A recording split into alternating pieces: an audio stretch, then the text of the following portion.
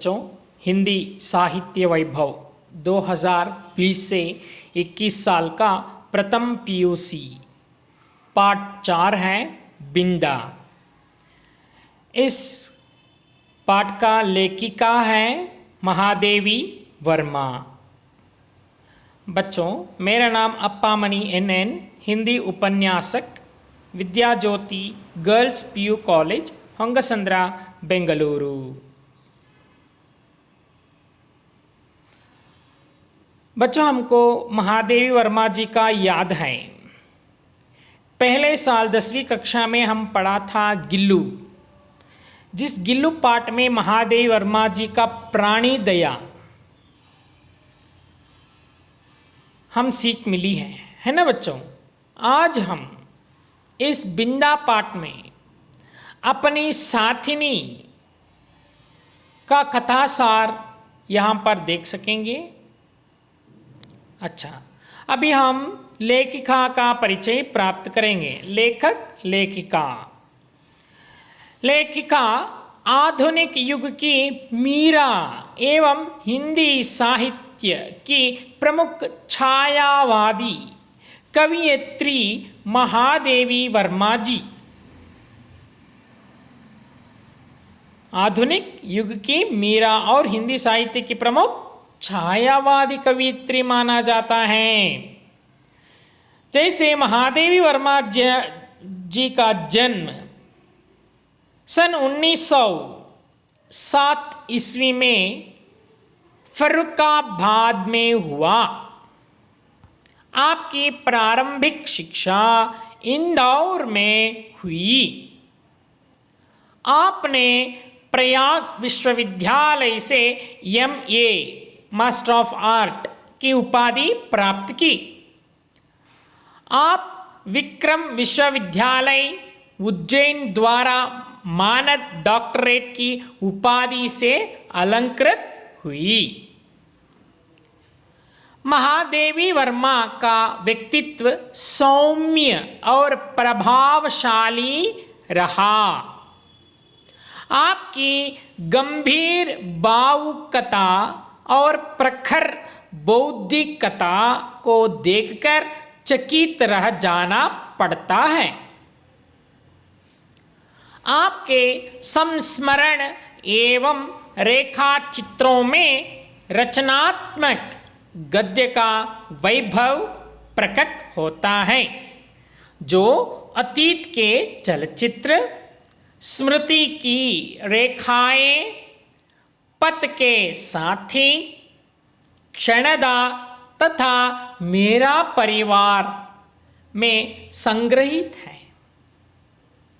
आपको सन 1983 ईस्वी में काव्य संग्रह यामा पर भारतीय ज्ञानपीठ पुरस्कार से सम्मानित किया गया। यामा काव्य के लिए।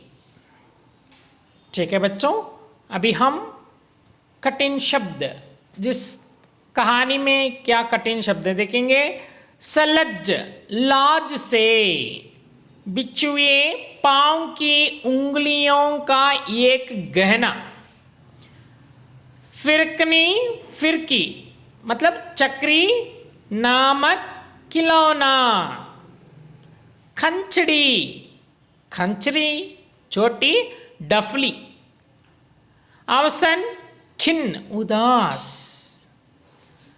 पदच्युत, पद से हटाना, चेचक, शीतला, नामक रोग, स्मॉल पॉक्स। ठीक है बच्चों, आगे प्रस्तुत यह रेखा चित्र है। बिंदा एक रेखा चित्र है। बिंदा को अतीत के चलचित्र से लिया गया है। चलचित्र भी यह एक हृदय स्पर्शी रेखा चित्र है जो संस्मरण शैली में है। बिंदा लेखिका के बचपन की सहेली है। अभी समझ में आ पाई बच्चों, बिंदा कौन है? महादेवी वर्मा जी का बचपन का सहेली है, फ्रेंड। वह अपनी सौतेली माँ स्टेप मदर सताई गई, खिलने से पहले ही मुरझा जाने वाली असहाय निरीह बालिका महादेवी वर्मा के स्मृति पटल पर जीवित है। बिंदा के माध्यम से मातृप्रेम से वंचित व सौतेली मां के क्रूर व्यवहार को दर्शन के उद्देश्य से इस रेखा चित्र का चयन किया गया है। मतलब मां मरने के बाद जो बच्चों है ना, तो पिताजी क्या करते हैं, दूसरे औरत को शादी करते हैं, तो उन्होंने सौतेली माँ बनते हैं। जब वो क्या करते हैं, बच्चों को इतना सताई करते हैं। इसलिए यहाँ हमारा पाठ में जो महादेवी वर्मा के आंखों में यह चित्र हुआ है, यह घटनावस्थ हुआ है, अपनी खुद सहेली बिंदा के साथ। जैसे बिंदा असहाय और निरीह बालिका था, जो उसको लेकर हमारी लेखिका ने बिंदा के माध्यम से मातृ प्रेम से वंचित व सौतेली माँ के क्रूर व्यवहार को दर्शाने के उद्देश्य से इस रेखा चित्र का चयन किया गया है। ठीक है बच्चों, आगे देखेंगे। सबित सी आंखों वाली उस दुर्बल, छोटी और अपने आप ही सिमटी सी बालिका पर दृष्टि डालकर मैंने सामने बैठे सज्जन को उनका भरा हुआ प्रवेश पत्र लौटाते हुए कहा, आपने आयु ठीक नहीं भरी है, ठीक कर दीजिए, नहीं तो पीछे कठिनाई पड़ेगी। नहीं, यह तो गत आषाढ़ में 14 की हो चुकी। सुनकर मैंने कुछ विस्मित भाव से अपनी उस भावी विद्यार्थिनी को अच्छी तरह देखा, जो 9 वर्षीय बालिका की सरल चंचलता से शून्य थी और 14 वर्षीय किशोरी के सलज्ज उत्साह से अपरिचित। उसकी माता के संबंध में मेरी जिज्ञासा स्वागत न रहकर स्पष्ट प्रश्न ही बन गई होगी, क्योंकि दूसरी ओर से कुछ कुंठित उत्तर मिला। मेरी दूसरी पत्नी है और आप तो जानती ही होंगी। और उनके वाक्य को अध सुना ही छोड़कर मेरा मन स्मृतियों की चित्रशाला में 2 युगों से अधिक समय की धूल के नीचे दबे बिंदा या विंध्येश्वरी के दंदले चित्र पर उंगली रखकर कहने लगे, ज्ञात है, आवश्यक ज्ञात है।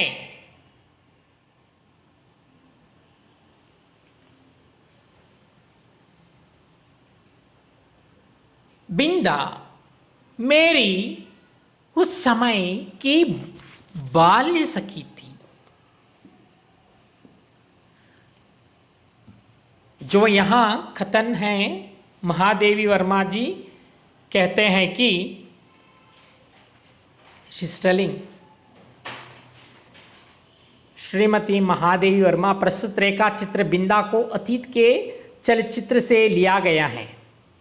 यह एक हृदय स्पर्शी रेख चित्र है। बिंदा लेखिका के बचपन के ही सहेली है। सौतेली माँ द्वारा सताई गई, वह खिलने से पहले ही मुरझा गई। बिंदा के माध्यम से मातृ प्रेम से वंचित व सौतेली माँ के क्रूर व्यवहार को दर्शाने के उद्देश्य से इस रेखा चित्र का चयन किया गया है। महादेवी वर्मा अच्छी कवयित्री ही नहीं बल्कि विशिष्ट गद्य लेखिका भी है। वे रेखा चित्र और संस्मरण लिखने में प्रवीण हैं। स्किल इनके रेखा चित्र में स्मरण की शैली भी पाई जाती है। अतः इनके रेखा चित्र गंगा यमुना जैसे सुंदर संगम और महादेवी वर्मा ने बिंदा रेखा चित्र में अपने बचपन की सखी की दर्द भरी कहानी की मार्मिक तस्वीर खींची है।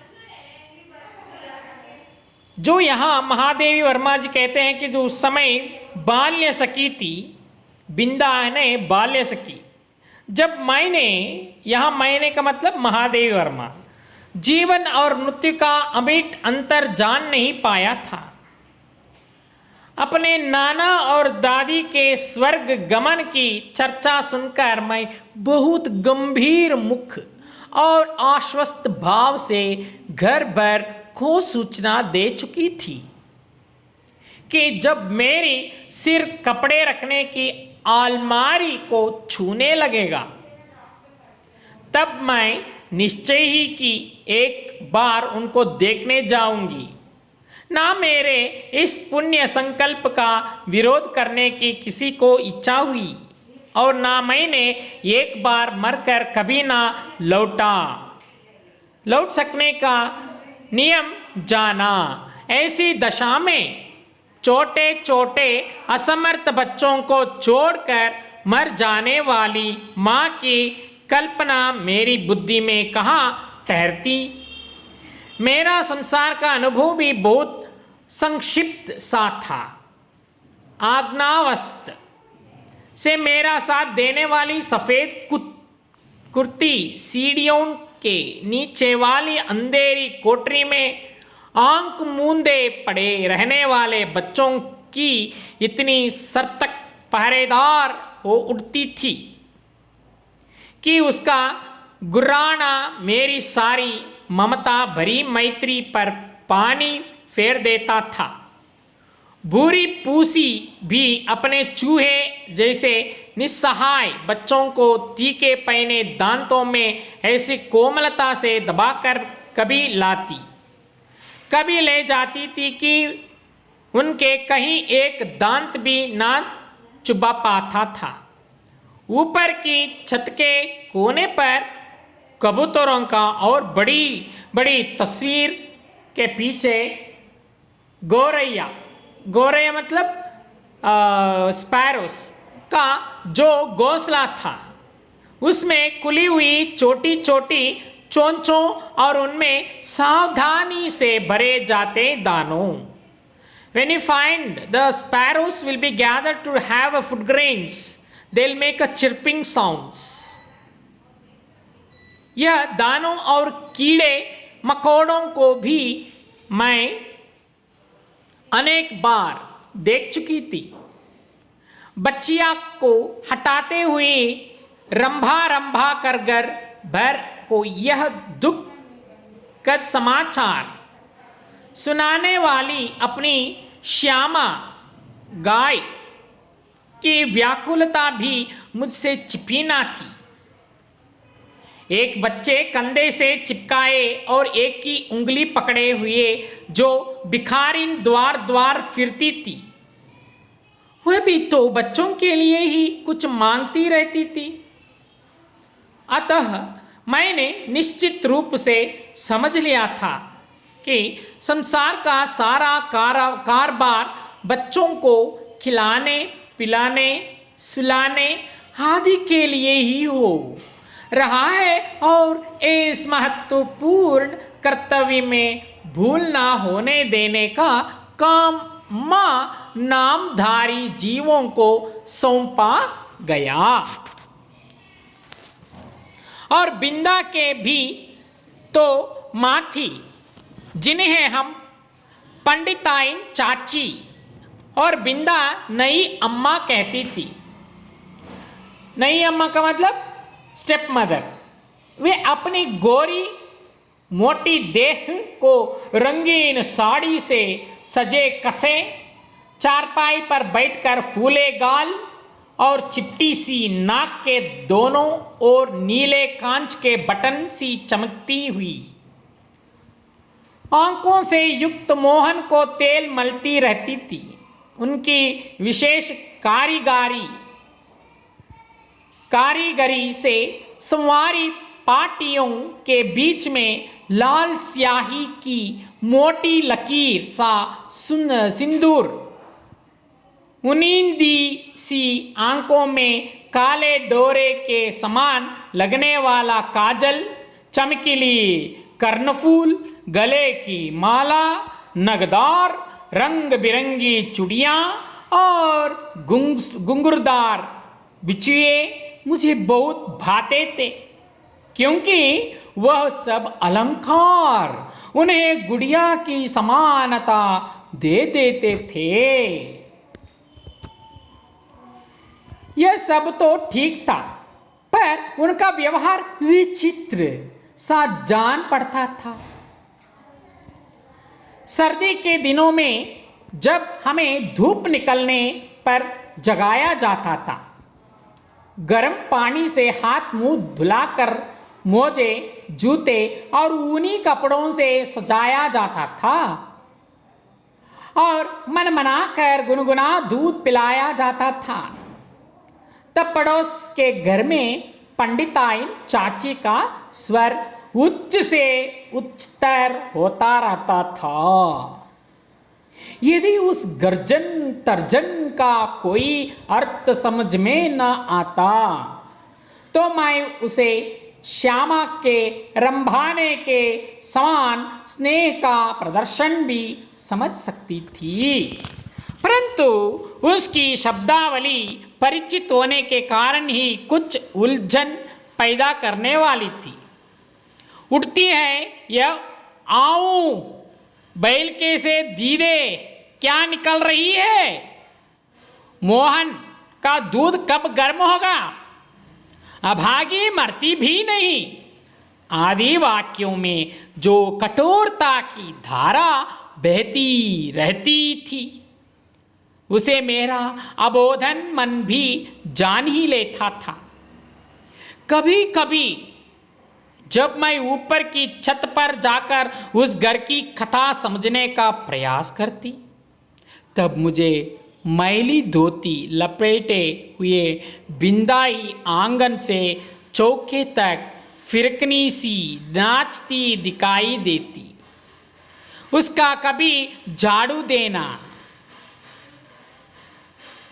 कभी आग जलाना, कभी आंगन के नले से कलसी में पानी लाना, कभी नई अम्मा को दूध का कटोरा देने जाना मुझे बाजीगर के तमाशा जैसे लगता था, क्योंकि मेरे लिए तो वे सब कार्य असंभव से थे।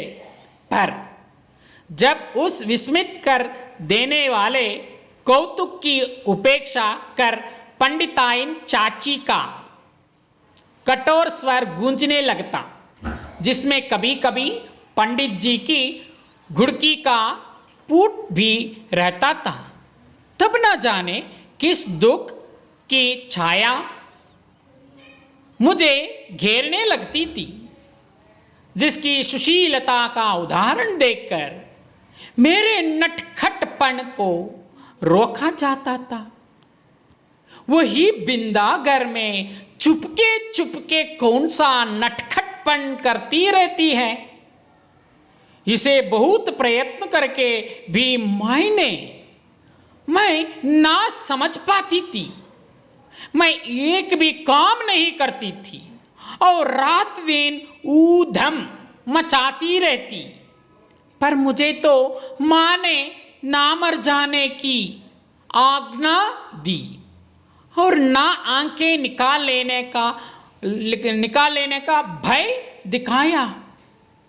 एक बार मैंने पूछा भी, क्या पंडिताइन चाची तुम्हारी तरह नहीं है? माँ ने मेरी बात का अर्थ कितना समझा यह तो पता नहीं। उनके संक्षिप्त से है ना बिंदा की समस्या का समाधान हो सका और ना मेरी उलझन सुलझ पाई। बिंदा मुझसे कुछ बड़ी ही रही होगी, परंतु उसका नाटापन देखकर ऐसा लगता था मानो किसी ने ऊपर से दबाकर उसे कुछ छोटा कर दिया हो। 2 पैसों में आने वाली खंचड़ी के ऊपर चढ़ी हुई झिल्ली के समान पतले चर्म से मड़े और भीतर की हरी हरी नसों की झलक देने वाले उसके दुबले हाथ पैर ना जाने किस अज्ञात भय से अवसन्न रहते थे। कहीं से कुछ आहट होते ही उसका विचित्र रूप से चौंक पड़ना और पंडिताइन चाची का स्वर कान में पड़ते ही उसके सारे शरीर का थरथरा उठना मेरे विस्मय को बढ़ा ही नहीं देता था, प्रयुक्त उसे भय में बदल देता था। और बिंदा की आंखें तो मुझे पिंजड़े में बंद चिड़िया की याद दिलाती थी। एक बार जब 2-3 करके तारे गिनते गिनते उसने एक चमकीली तारे की ओर उंगली उठाकर कहा, वह रही मेरी अम्मा, वह रही मेरी अम्मा। तब तो मेरे आश्चर्य का ठिकाना ना रहा। क्या सबकी एक अम्मा तारों में होती है? वह रही मेरी अम्मा, तब तो मेरे आश्चर्य का ठिकाना ना रहा। क्या सबकी एक अम्मा तारों में होती है और एक घर में? पूछने पर बिंदा ने अपने ज्ञान कोश में से कुछ कण मुझे दिए और तब मैंने समझा कि जिस अम्मा कोई ईश्वर बुला लेता है वह तारा बनकर ऊपर से बच्चों को देखती रहती है और जो बहुत सजधज से घर में आती है वह बिंदा की नई अम्मा जैसी होती है। मेरी बुद्धि सहज ही पराजय स्वीकार करना नहीं जानती। इसी से मैंने सोचकर कहा, तुम नई अम्मा का पुरानी अम्मा क्यों नहीं कहती? फिर वे नई रहेंगी और ना डांटेंगी। ಹೊಸ ಅಮ್ಮ ಅಂತ ಯಾಕೆ ಕರೀತೀಯಾ? ಹಳೆ ಅಮ್ಮ ಅಂತ ಕರಿ, ಅವ್ರು ನಿನಗೆ ಬೈಯೋದಿಲ್ಲ ಅಂತೇಳಿ ಮಹಾದೇವಿ ವರ್ಮ ಅವ್ರು ಹೇಳ್ಕೊಡ್ತಿದ್ದಾರೆ ಅಲ್ವಾ. ಸತ್ತೋಗಿರೋ ಅಮ್ಮ ಎಲ್ಲಿದ್ದಾರೆ ಅಂತೇಳಿ ನಕ್ಷತ್ರದಾಗಿದ್ದಾರೆ ಅಂತೇಳಿ ಹಳೆ ಕಾಲದಲ್ಲಿ ಅಜ್ಜಿ ತಾತ ತೋರಿಸ್ಕೊಡ್ತಾಯಿದ್ರು. ಆ ರೀತಿ ಇವರಿಗೆ ತೋರಿಸ್ಕೊಟ್ಟಾಗ ಮತ್ತು ಇವ್ರ ನೆನಪಾಗಿ ನಮ್ಮ ಮಹಾದೇವಿ ವರ್ಮ ಅವ್ರು ಹೇಳ್ತಾರೆ, ನೀನು ಈ ರೀತಿ ಹೊಸ ಅಮ್ಮ ಅಂತ ಕರಿಬೇಡ, पुरानी अम्मा क्यों नहीं कहती? फिर वे ना नहीं रहेंगी और ಹೊಸದಾಗಿರೋದಿಲ್ಲ और ना डांटेंगी, then she will not beat you. ಅಲ್ವಾ. ಅಮ್ಮ ಸತ್ತ ಮೇಲೆ ಮಳತಾಯಿ ಜೊತೆಯಲ್ಲಿ ಬೆಳೆದಿರ್ತಕ್ಕಂತಹ ಮಗು ಏನಾಗುತ್ತೆ, ತುಂಬ ಕಷ್ಟವನ್ನು ಅನುಭವಿಸುತ್ತೆ ಅಲ್ವಾ. ಅದನ್ನೇ ಇಲ್ಲಿ ಚಿತ್ರಿಸಿದ್ದಾರೆ. नेक्स्ट, बिंदा को मेरा उपाय कुछ जंचा नहीं, क्योंकि वह तो अपनी पुरानी अम्मा को खुली पालकी में लेट कर जाते और नई को बंद पालकी में बैठकर आते देख चुकी थी। अतः किसी को भी पदाच्युत करना उसके लिए कठिन था। पर उसकी कथा से मेरा मन तो सचमुच आकुल हो उठा। अतः उसी रात को मैंने माँ से बहुत अनुनयपूर्वक कहा, तुम कभी तारा ना बनना, चाहे भगवान कितना ही चमकीली तारा बनवाए। माँ बेचारी मेरी विचित्र मुद्रा पर विस्मित होकर कुछ बोल भी ना पाई थी कि मैंने अवकुंठित भाव से अपना आशय प्रकट कर दिया। नहीं तो पंडिताइन चाची जैसी नई अम्मा पालकी में बैठकर आ जाएगी और फिर मेरा दूध, बिस्कुट, जलेबी सब बंद हो जाएगी और मुझे बिंदा बनना पड़ेगा। माँ का उत्तर तो मुझे स्मरण नहीं, पर इतना याद है कि उस रात उसकी धोती का चोर मुट्ठी में दबाकर ही मैं सो पाई थी। जैसे महादेवी वर्मा जी कहते हैं कि जब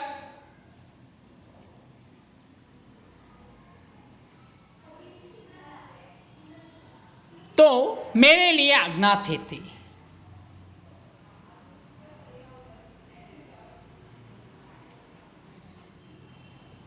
बिंदा के अपराध तो मेरे लिए अज्ञात थे, पर पंडिताइन चाची के न्यायालय से मिलने वाले दंड के सब रूपों से मैं परिचित हो चुकी थी। गर्मी की दोपहर में मैंने बिंदा को आंगन की जलती धरती पर बार बार पैर उठाते और रखते हुए घंटों खड़े देखा था। चौके के खंबे से दिन भर बंदा पाया था और भूख से मुरझाए मुख के साथ पहरों नई अम्मा और खटोले में सोते मोहन पर पंख जलते देख था। उसे अपराध का ही नहीं, अपराध के अभाव का भी दंड सहना पड़ता था। उसी से पंडित जी की थाली में पंडिताइन चाची का ही काला मोटा और गुंगराल बाल निकलने पर भी दंड बिंदा को मिला।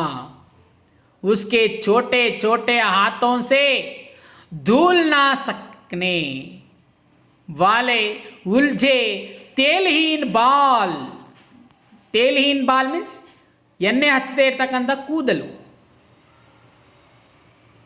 अपने स्वाभाविक भूरेपन और कोमलता के कारण मुझे बड़े अच्छे लगते थे।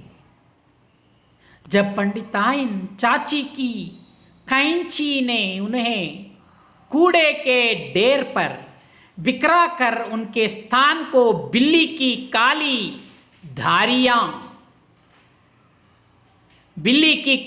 धारियों जैसी रेखाओं से भर दिया तो मुझे रुलाई आने लगी। पर बिंदा ऐसे बैठी रही मानो सिर और बाल दोनों नई अम्मा के ही हो। और एक दिन याद आता है, चूल्हे पर चढ़ाया दूध उफना जा रहा था।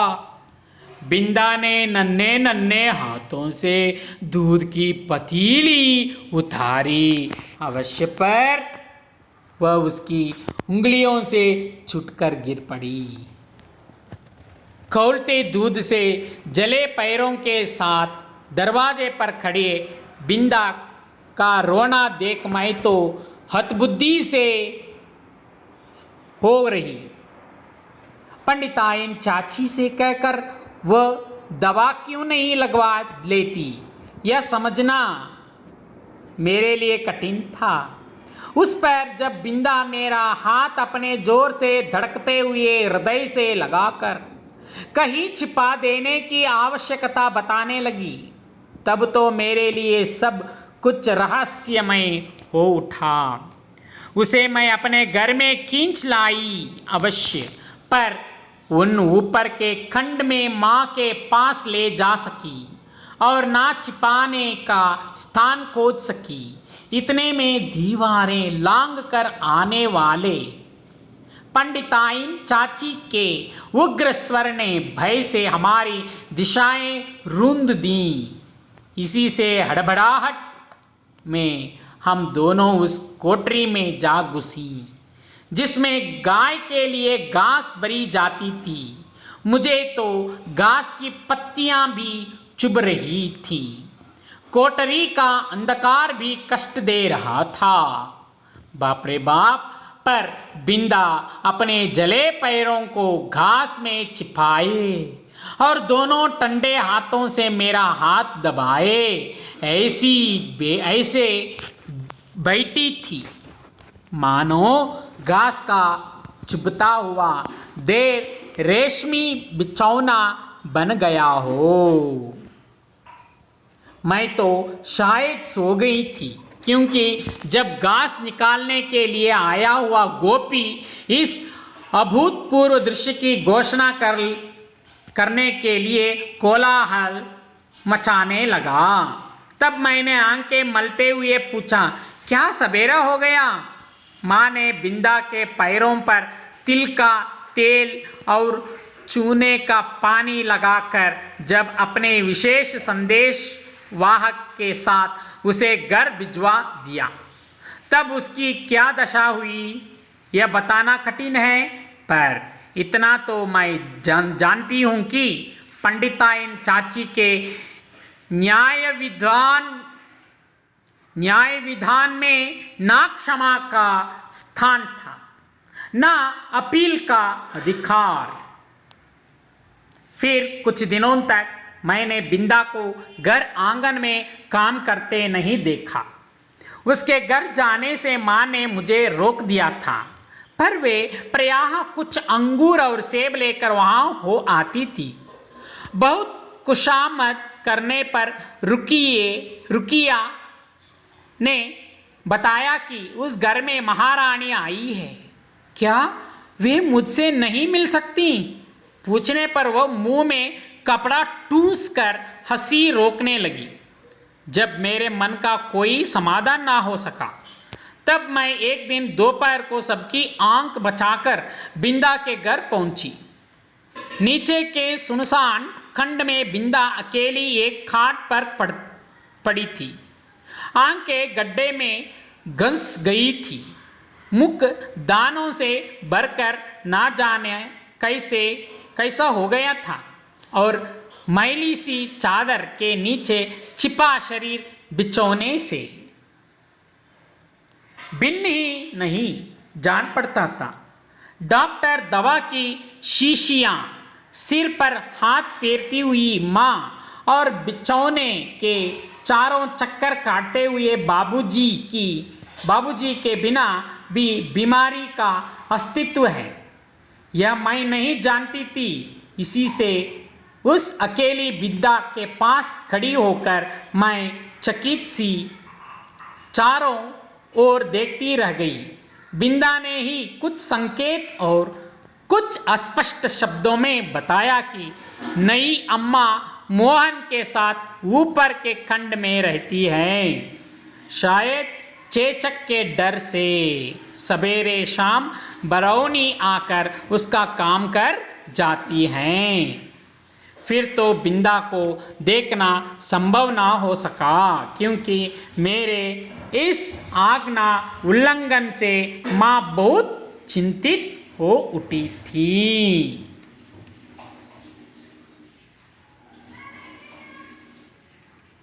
जब एक दिन क्या हो गया, ऐसा है कि सवेरे ही रुकिया ने उनसे ना जाने क्या कहा कि वे कहती है रामायण बंद कर बार बार आंखें पोंछती हुई बिंदा के घर चल दी। जाते जाते वे मुझे बाहर ना निकलने का आदेश देना नहीं भूली थी। इसी से इधर उधर से झांक कर देखना आवश्यक हो गया। रुकिया मेरे लिए त्रिकालदर्शी से कम ना थी, परंतु वह विशेष अनन्य विनय के बिना कुछ बताती ही नहीं थी और उससे अनन्य विनय करना मेरे आत्मसम्मान के विरुद्ध पड़ता था।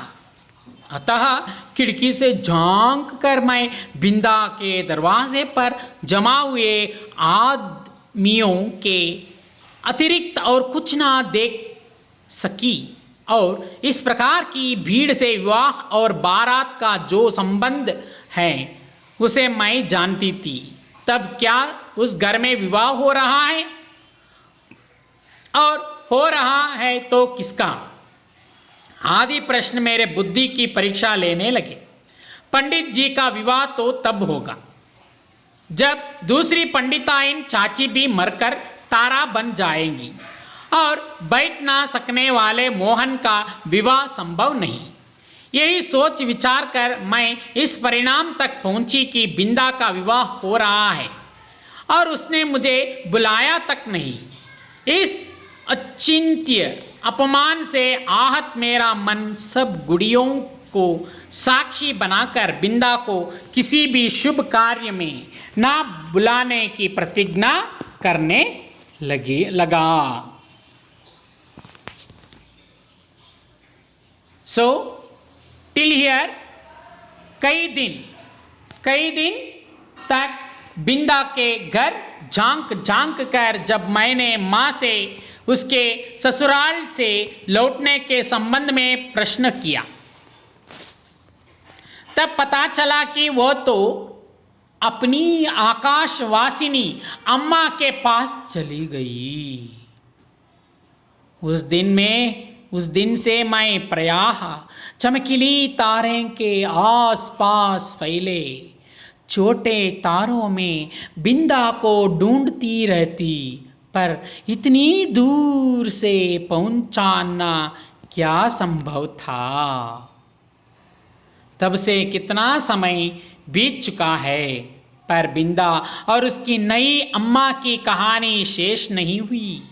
कभी हो सकेगी या नहीं, इसे कौन बता सकता है।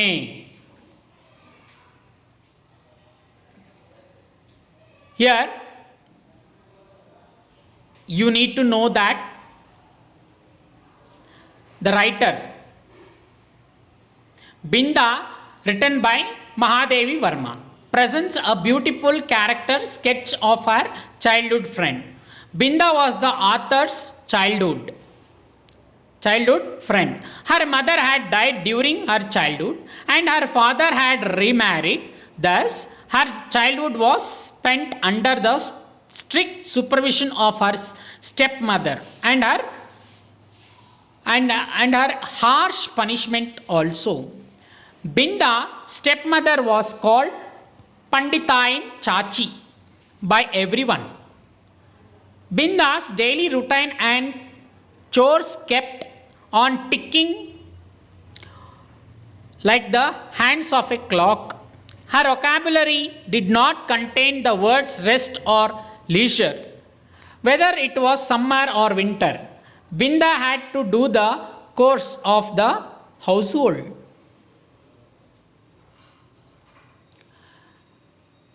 If Binda was out of sight, even for a few minutes, her stepmother would roar as a lioness and Binda would shiver like a fawn.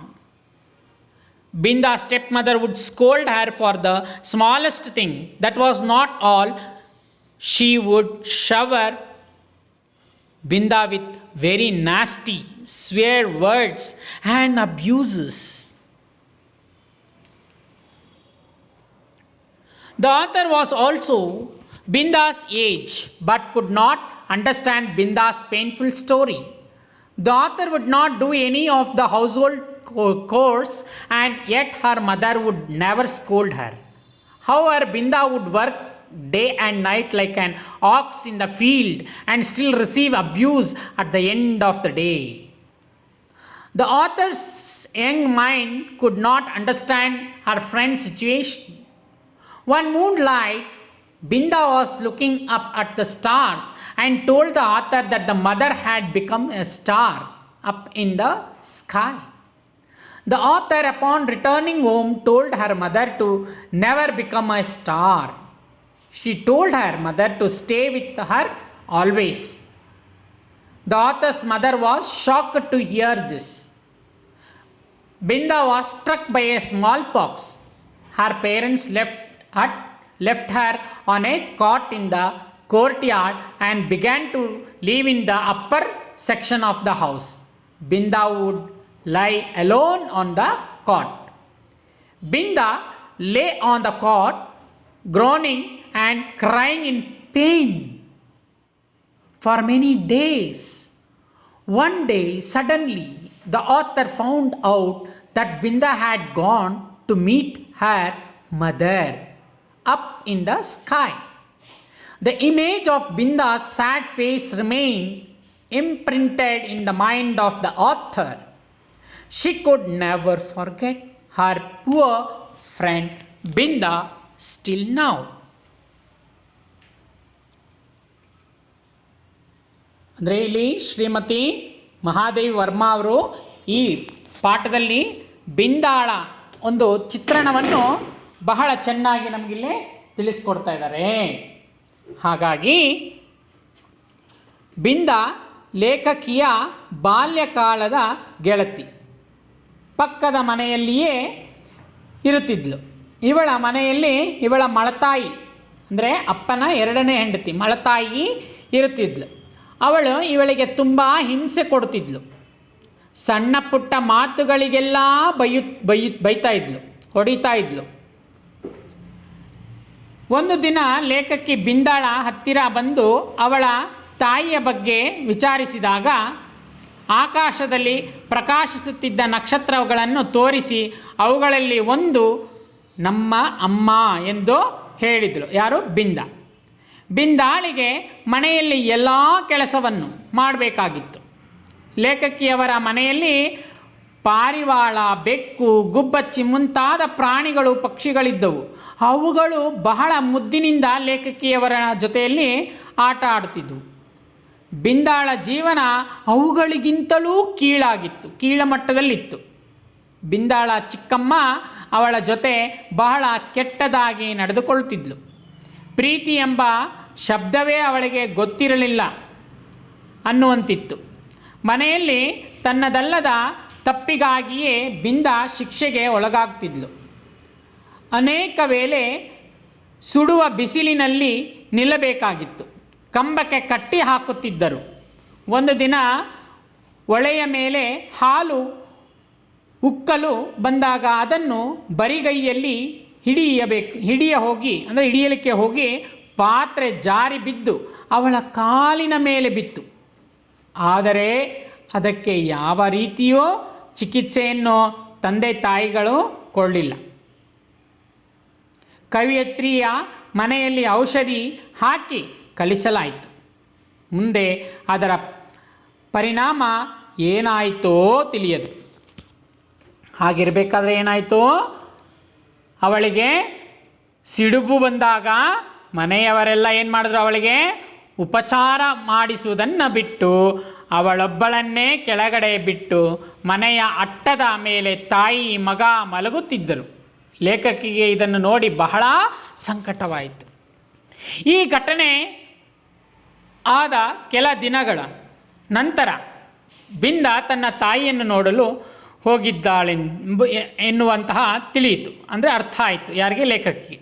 ಲೇಖಕಿಯು ಅವಳ ಬಡ ಸ್ನೇಹಿತೆಯನ್ನು ಎಂದೂ ಮರೆಯಲಿಲ್ಲ. ಅಂದರೆ ಈ ಘಟನೆ ಆದ ಕೆಲ ದಿನಗಳು ನಂತರ ಬಿಂದ ತನ್ನ ತಾಯಿ ಹತ್ರ ಹೋಗಿ ಸೇರಿಬಿಟ್ಟಿದ್ದಾಳೆ. ತನ್ನ ತಾಯಿಯನ್ನು ನೋಡಲು ಹೋಗಿದ್ದಾಳೆಂದು ತಿಳಿಯಿತು. ಅಂದರೆ ಅವಳು ತೀರ್ಕೊಂಡಿದ್ದಾಳೆ ಪಾಪ. ಲೇಖಕಿಯು ಅವಳ ಬಡ ಸ್ನೇಹಿತೆ, ಪುವರ್ ಫ್ರೆಂಡ್ ಅಂತ ಹೇಳಿ ಯಾವೊಂದು ಅವಳು ಮರೆಯೋದಕ್ಕೆ ಆಗೋದಿಲ್ಲ. ಅಂದರೆ ಈ ರೀತಿಯಲ್ಲಿ ತನ್ನ ಬಾಲ್ಯ ಸ್ನೇಹಿತೆಯ ಬಗ್ಗೆ ಬಹಳ ಸುಂದರವಾಗಿ ಲೇಖಕಿಯವರು ಇಲ್ಲಿ ನೆನಪುಗಳನ್ನು ಬಿಚ್ಚಿಡ್ತಾ ಇದ್ದಾರೆ ಅನ್ನೋದು ನಮಗಿಲ್ಲಿ ಅರಿವಾಗುತ್ತೆ. सो महादेवी वर्मा जी अच्छी कवियत्री ही नहीं बल्कि विशिष्ट गद्य लेखिका भी है। वे रेखाचित्र और स्मरण लिखने में प्रवीण है। इनके रेखाचित्र में संस्मरण की शैली भी पाई जाती है। अतः इनके रेखाचित्र जैसे गंगा जमुना का सुंदर संगम है ना। जैसे यहाँ पर बिंदा की सौतेली माँ सब लोग पंडिताइन चाची कहकर पुकारते हैं। बिंदा की दिनचर्या घड़ी की सुई की तरह सदा चलती रहती है। उसके जीवन के शब्दकोश में आराम या चैन शब्द ही नहीं था। चाहे सर्दी का मौसम हो या गर्मी का, बिंदा को दिन रात घर का काम करना ही पड़ता था। फिर सौतेली माँ की सेवा भी करनी पड़ती थी। जैसे बिंदा 5-10 मिनट के लिए अदृश्य हो जाती तो पंडिताइन चाची शेरनी की तरह दहाड़ती थी और बिंदा हिरण की बच्ची की तरह थर थर कांप उठती थी। पंडिताइन चाची बात बात पर बिंदा को डांटा करती थी। इतना ही नहीं, वह बिंदा को बद्दी गालियों भी देती थी। लेखिका भी बिंदा की उम्र की ही थी, पर बिंदा की दुख भरी कहानी समझ नहीं पाती थी। वह घर में कोई भी काम नहीं करती थी, फिर भी उसकी माँ उसे नहीं डांटती थी। लेकिन बिंदा दिन रात कोल्हू के बैल की तरह काम करती रहती थी, तब भी डांट फटकार सुनती थी। इसका कारण लेखिका का बाल मन समझ नहीं पाया। बिंदा ने एक दिन चांदनी रात में चमकते हुए एक तारे को दिखाकर अपनी बाल सखी से कहा कि लो वह देखो, मेरी अम्मा आकाश में तारा बनकर चमक रही है। लेखिका ने अपनी माँ से कहा कि माँ, तुम कभी भी तारा ना बनना, तुम सदा मेरे पास ही रहो। लेखिका की माँ अपनी बेटी की बातें सुनकर सुन रहा गई। बिंदा को चेचक की बीमारी लगी हुई थी, स्मॉल पॉक्स। माँ बाप उसे आंगन में खाट पर छोड़कर घर के ऊपरी भाग में रहने लगते हैं, जबकि बिंदा खाट पर अकेली पड़ी रहती थी। बिंदा कई दिन तक खाट पर कराहती रही। एक दिन अचानक लेखिका को पता चला कि बिंदा अपनी माँ से मिलने आकाश में चली गई है। लेखिका के मन में अपनी बाल्य सखी बिंदा का दर्द भरा चेहरा हमेशा बना रहा। वह उस दिन बिंदा को नहीं भूला पाई। बच्चों, आपको अभी यहाँ तक मैंने क्या पाठ पढ़ा है बिंदा समझ में आ गई है ना? सभी छात्रों के लिए मेरा धन्यवाद।